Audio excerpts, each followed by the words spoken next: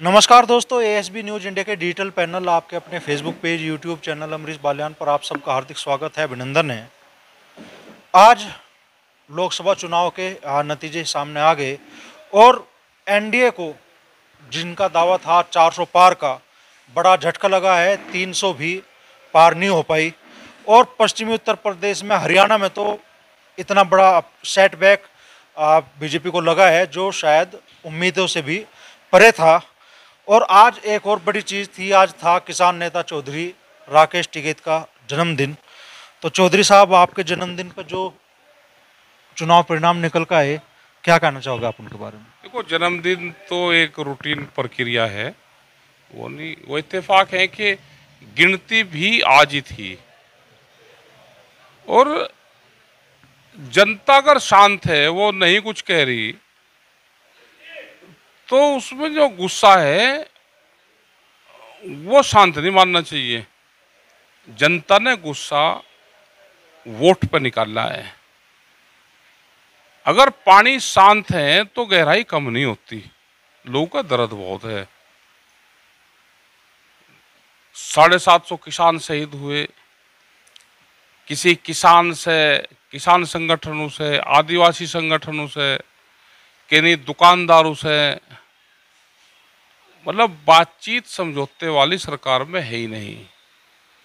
एक तानाशाहपूर्ण रवैया, पूरे सिस्टम पे कब्जा करके और देश पूंजीपतियों के हवाले कर दिया। तो ये उसके रिजल्ट है।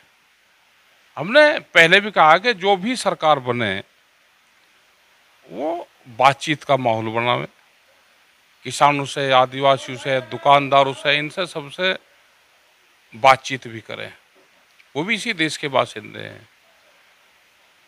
ये तो जनता का रिजल्ट है। और विपक्ष नहीं चुनाव लड़ रहा था, इसे चुनाव को पूंजीपति पूंजीवाद के बीच में सीधा जनता का चुनाव था ये। तो ये तो जनता की जीत है। और हमने ये कहा कि जो भी गठबंधन में लोग शामिल हैं, दरवाजे खुले हुए हैं, वे बाहर आवे उससे निकल कर। आजाद हो चुके हैं वे भी। अभी अगर बंधनों में रहोगे तो ये लगा कि हम अभी भी कैद में हैं। वो तानाशाही खत्म होगी, वे बाहर आए अब निकल के। ये संदेश आप उन राजनीतिक दलों को दे रहे हैं जो एनडीए में शामिल है हाँ, अभी? उन्हीं को दे रहे जो एनडीए में शामिल है। उनको कह रहे कि बाहर आओ निकल के। आजाद हो गए, दरवाजे खुल गए, टूट गए, थोड़ा सा धक्का मारोगे सब बाहर आओगे और एक अच्छी सरकार बनाओ फिर। तो लग रहा है कि अभी आप आंकड़ों के हिसाब से देखें तो एनडीए 290 सीटों के आसपास में एनडीए ने हासिल की है।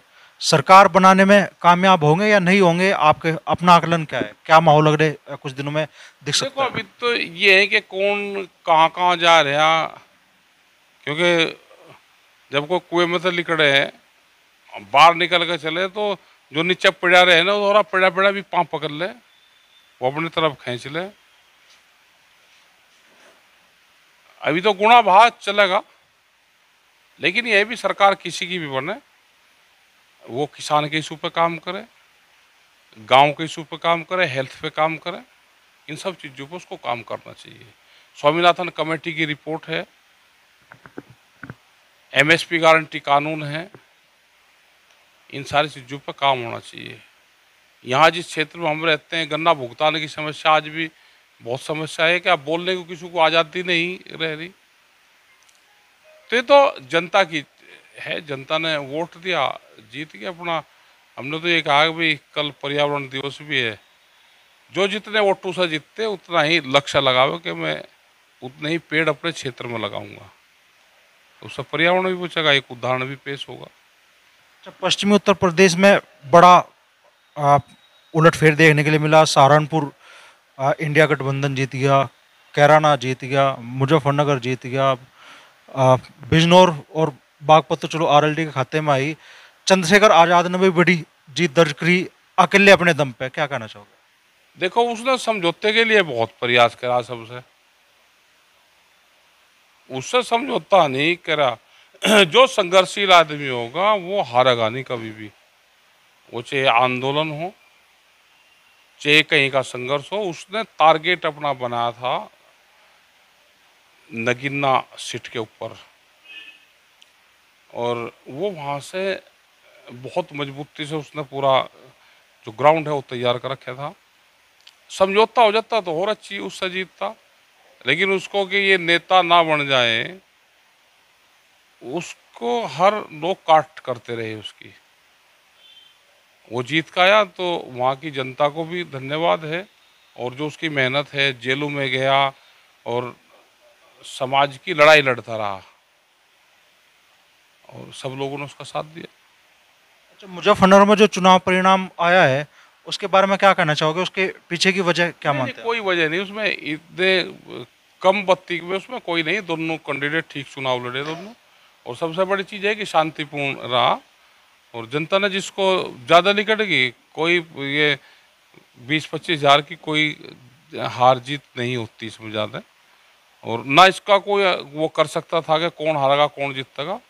लेकिन ये है कि ठीक अपना चुनाव लड़े दोनों, किसी की हार जीत तो एक ही जीतता है, लेकिन दोनों अपना ठीक चुनाव लड़े, और दोनों जगह वही लोग थे।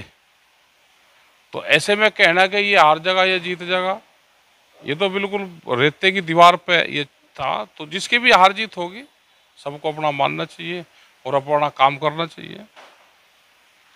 तो नई सरकार अगर बनती है, इंडिया गठबंधन की बड़े वायदे हैं किसानों की कर्ज माफी के, एमएसपी की गारंटी के, लग रहा है कि पूरे होंगे? देखो, उन्हें पहले ज्ञान बहुत हो रहा, अगर नहीं करेंगे तो फिर 2013-14 वाला हाल होगा। जो वादा कर रखा है उसको पूरा करो। कर्जा माफी, स्वामीनाथन कमेटी की रिपोर्ट, एमएसपी गारंटी कानून, और जो संस्थान बिखरे हैं उन पर काम करा जाए। जंगल काटे जा रहे हैं, कल नहीं तो 6 और 7 तारीख तक हसदेव के जंगल फिर लाखों पेड़ काटे जाएंगे। ये तो इसलिए रोक दिए कि पर्यावरण दिवस है, नहीं तो फिर वो 80-90 किलोमीटर का पूरा क्षेत्र वो काटा जाएगा, और उससे पर्यावरण बिगड़ेगा। कई कई सौ साल पुराने पेड़ हैं। 13 महीने दिल्ली के बॉर्डरों पर जो आंदोलन चला, कितनी भूमिका उसकी रही इस चुनाव परिणाम में? वो तो जो चुनाव जीते हुए बताएंगे भाई, उनका तो अपना तो कुछ था नहीं।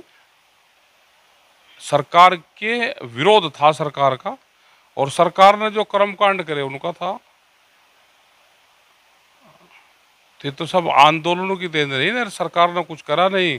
सरकार तो ताना तानाशाही दिखाती रही ना, तो उसका विरोध जनता में था, और जनता साइलेंट थी, बिल्कुल शांत थी, बिल्कुल अपना काम करती रही वो नीचे नीचे। पूरे चुनाव कहते रहे भाई वोट इन्हें मिल नहीं रही, पर जीत यही रही। कि वोट जितनी मिली इतनी भी नहीं मिलनी चाहिए थी, इनके कर्म तो ऐसे थे। लेकिन फिर भी जिसको भी जो मिल गया, अपना जिसकी भी सरकार बने वो अपना काम करे। भाई इनको भी ज्ञान हो गया, अगर इनकी सरकार बनेगी ज्ञान इनको भी हो गया, तो इनकी बन जाएगी तो ये भी ढीले रहेंगे। दूसरे वालों की बनेगी, अगर विपक्ष वालों की बनेगी सरकार, वे काम करेंगे, उन्होंने वादा कर रखा। अब क्या ठीक रहेंगे, ज्यादा वो नहीं रहेगा, सरकार कोई भी चलाओ, अब तानापूर्ण रवैया नहीं रहेगा सरकारों का। तो बड़ी बात राकेश टिकैत कह रहे हैं कि 13 महीने दिल्ली का जो किसान आंदोलन चला उसका चुनाव परिणाम पे असर पड़ा है, और वो खुल के ऐसे राजनीतिक दलों से भी अपील कर रहे हैं जो कि एनडीए में शामिल है। कह रहे हैं कि अब बंधन टूट चुके हैं, बेड़ियाँ टूट चुकी है, और वो भी एक अच्छी सरकार चुनने में आ गए हैं।